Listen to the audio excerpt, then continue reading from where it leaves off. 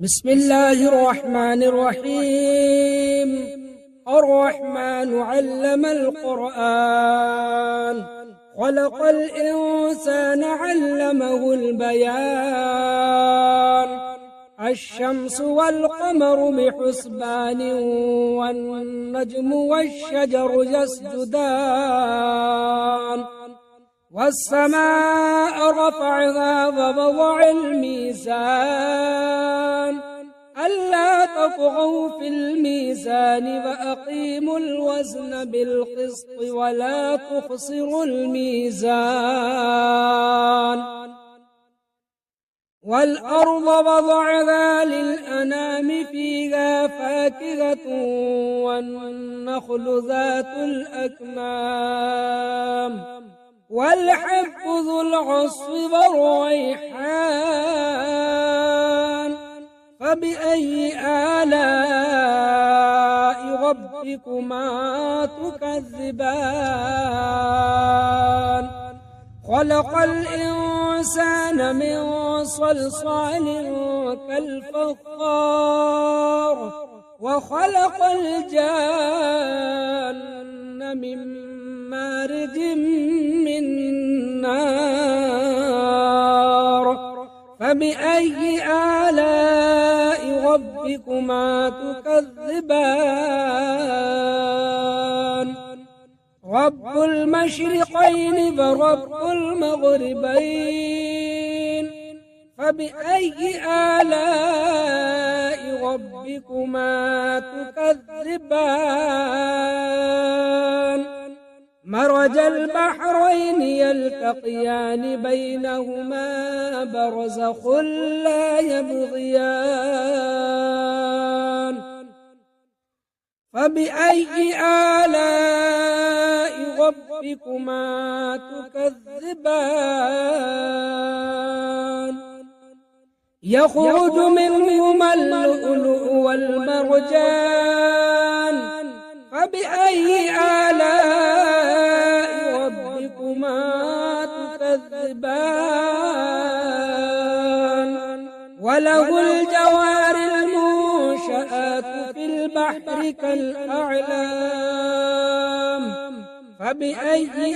آلاء ربكما تكذبان؟ كل من عليها فان، ويبقى وجه ربك ذو الجلال والإكرام. فبأي آلاء ربكما تكذبان؟ يسأله من في السماوات والأرض، كل يوم هو في شأن. فبأي آلاء ربكما تكذبان؟ سنفرغ لكم أيها الثقلان، فبأي آلاء ربكما تكذبان؟ يا معشر الجن والإنس إن استطعتم أن تنفذوا من أقطار السماوات والأرض، فانفذوا لا تنفذون إلا بسلطان. فبأي آلاء ربكما تكذبان؟ يرسل عليكما شواظ من نار ونحاس فلا تنتصران. فبأي آلاء ربكما تكذبان؟ فإذا انشقت السماء فكانت وردة كالدهان. فبأي آلاء ربكما تكذبان؟ فيومئذ لا يسأل عن ذنبه إنس ولا جان فبأي آلاء ربكما تكذبان يعرف المجرمون بسيماهم فيؤخذ بالنواصي والأقدام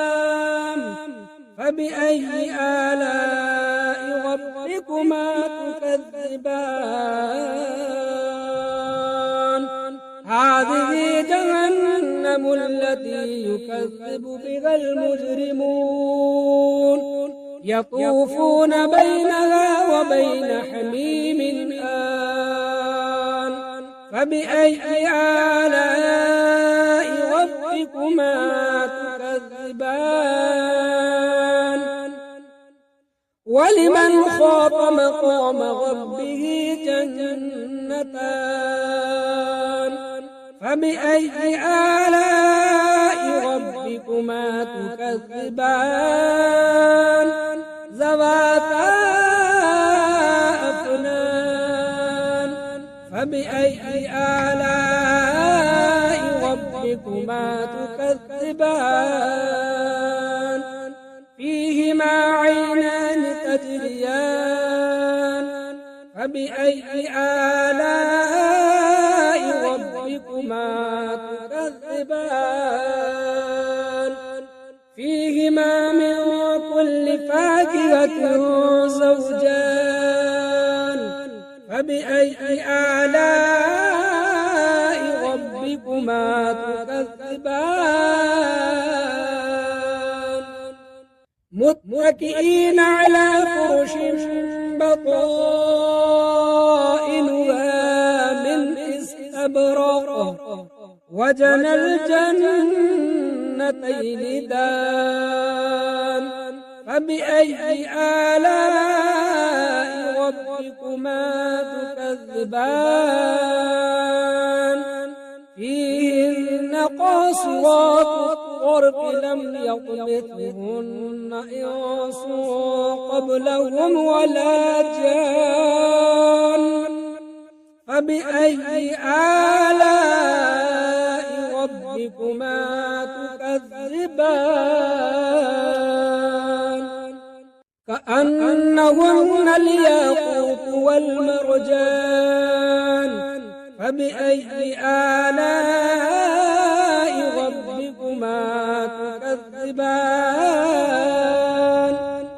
هل جزاء الإحسان إلا الإحسان فبأي آلاء ربكما تكذبان ومن دونهما جنتان فبأي آلاء ربكما تكذبان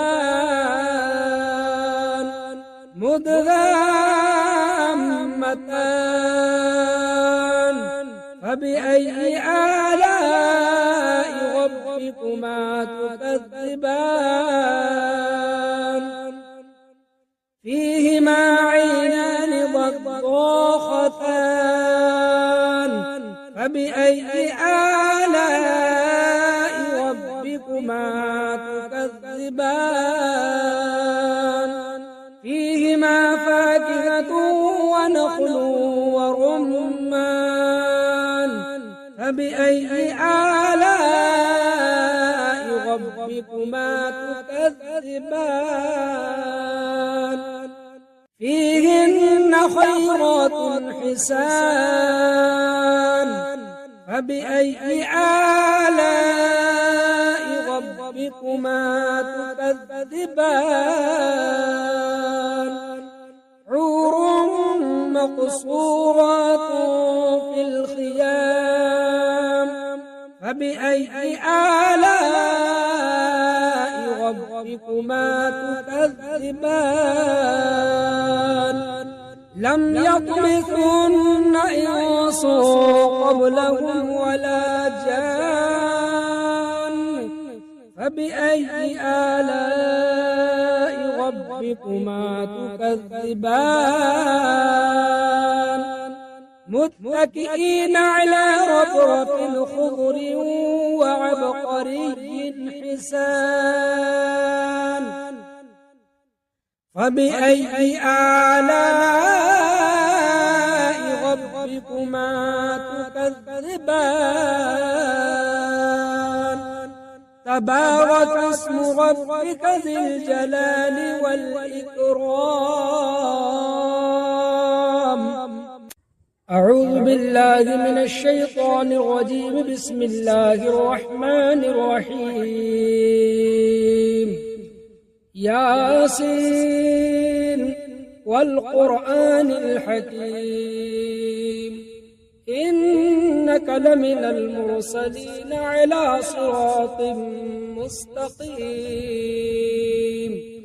تنزيل العزيز الرحيم لتنذر قوما ما أنذر آباؤهم فهم غافلون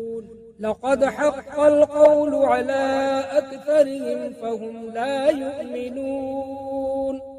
إنا جعلنا في أعناقهم أغلالا فهي إلى الأذقان فهم مقمحون وجعلنا من بين أيديهم سدا ومن خلفهم سدا فأغشيناهم فهم لا يبصرون وسواء عليهم أأنذرتهم أم لم تنذرهم لا يؤمنون إنما تنذر من اتبع الذكر فخشي الرحمن بالغيب فبشره بمغفرة وأجر كريم إنا نحن نحيي الموتى ونكتب ما قدموا وآثارهم وكل شيء أحصيناه في إمام مبين واضرب لهم مثلا أصحاب القرية إذ جاءها المرسلون إذ أرسلنا إليهم اثنين فكذبوهما فعززنا بثالث فقالوا إنا إليكم مرسلون قالوا ما أنتم إلا بشر مثلنا وما أنزل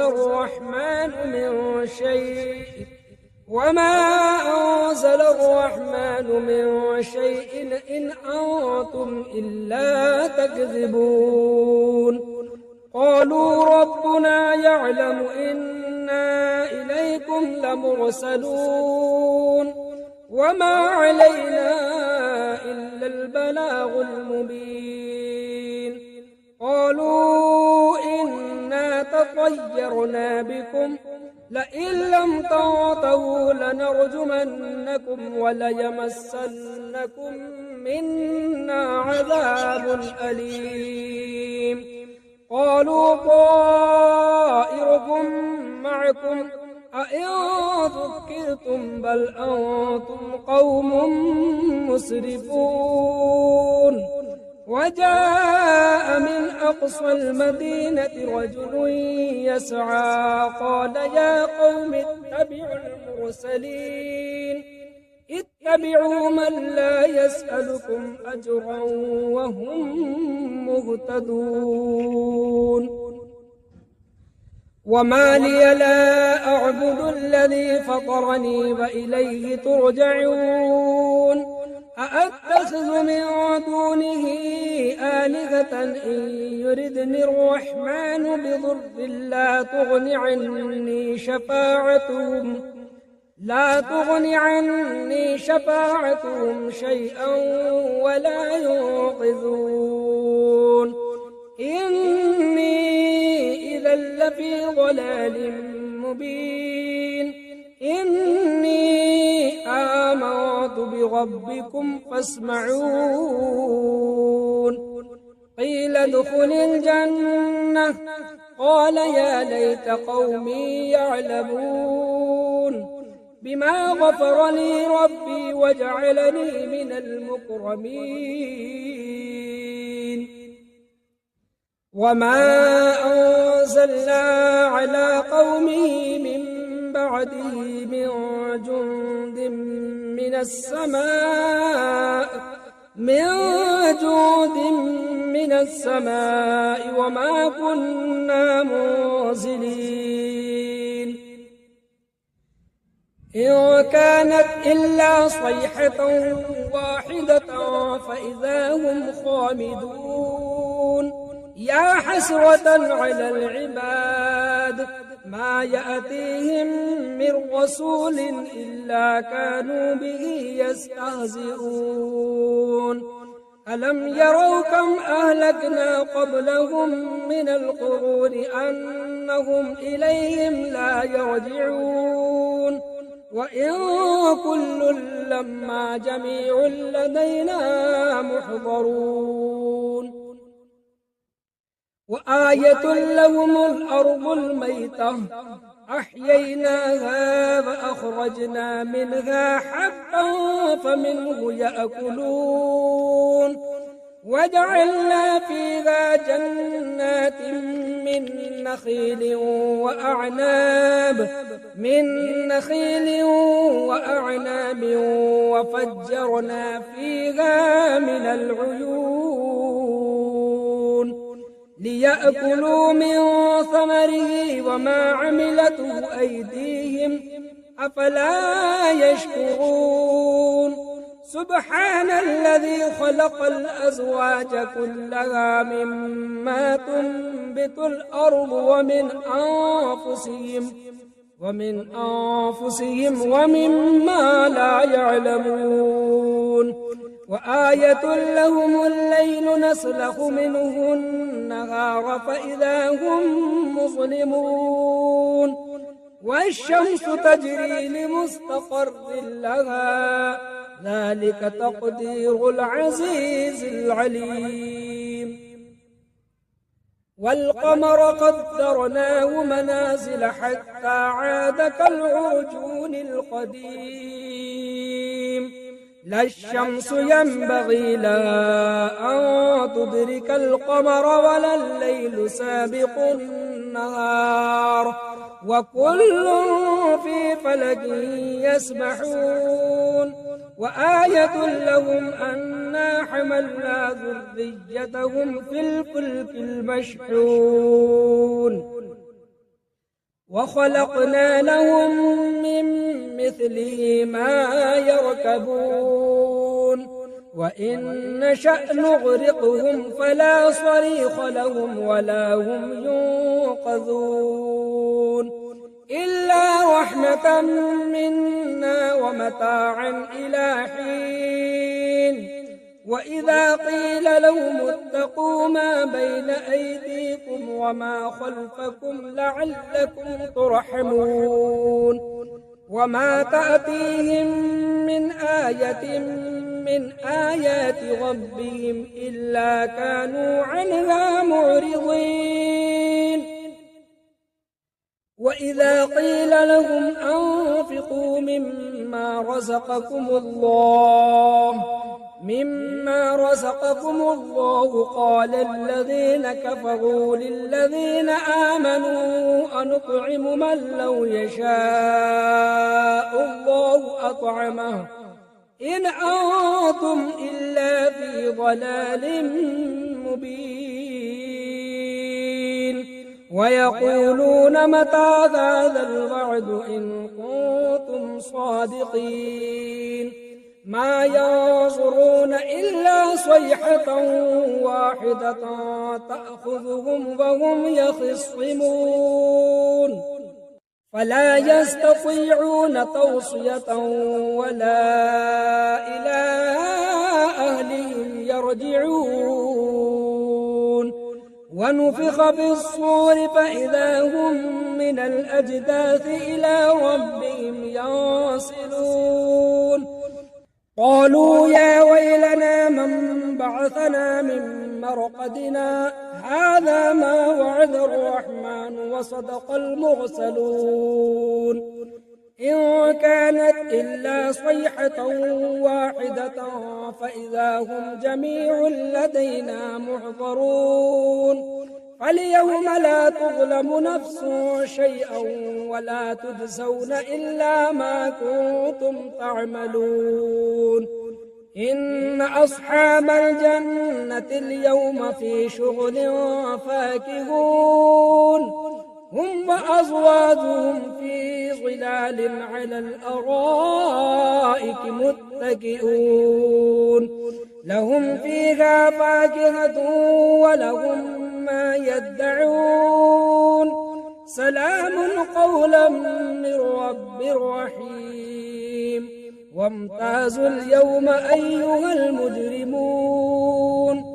ألم أعهد إليكم يا بني آدم ألا تعبدوا الشيطان إنه لكم عدو مبين وأن اعبدوني هذا صراط مستقيم ولقد أضل منكم جبلا كثيرا أفلم تكونوا تعقلون هذه جهنم التي كنتم توعدون اصلوها اليوم بما كنتم تكفرون اليوم نختم على أفواههم وتكلمنا أيديهم وتشهد أرجلهم بما كانوا يكسبون ولو نشاء لطمسنا على أعينهم فاستبقوا الصراط فأنى يبصرون ولو نشاء لمسخناهم على مكانتهم فما استطاعوا مضيا ولا يرجعون ومن نعمره ننكس في الخلق أفلا يعقلون وما علمناه الشعر وما ينبغي له إن هو إلا ذكر وقرآن مبين لينذر من كان حيا ويحق القول على الكافرين أولم يروا أنا خلقنا لهم مما عملت أيدينا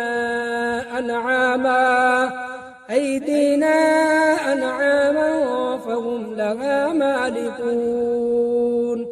وذللناها لهم فمنها ركوبهم ومنها يأكلون ولهم فيها منافع ومشارب أفلا يشكرون واتخذوا من دون الله آلهة لعلهم ينصرون لا يستطيعون نصرهم وهم لهم جند محضرون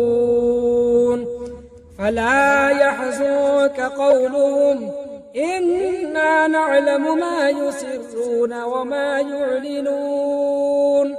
أولم ير الإنسان أنا خلقناه من نطفة فإذا هو خصيم مبين وضرب لنا مثلا ونسي خلقه قال من يحيي العظام وهي رميم قل يحييها الذي أنشأها أول مرة وهو بكل خلق عليم الذي جعل لكم من الشجر الأخضر نارا فإذا أنتم منه توقدون أوليس الذي خلق السماوات والأرض بقادر على أن يخلق مثلهم بلى وهو الخلاق العليم إنما أمره إذا أراد شيئا إذا أراد شيئا أن يقول له كن فيكون فسبحان الذي بيده ملكوت كل شيء وإليه ترجعون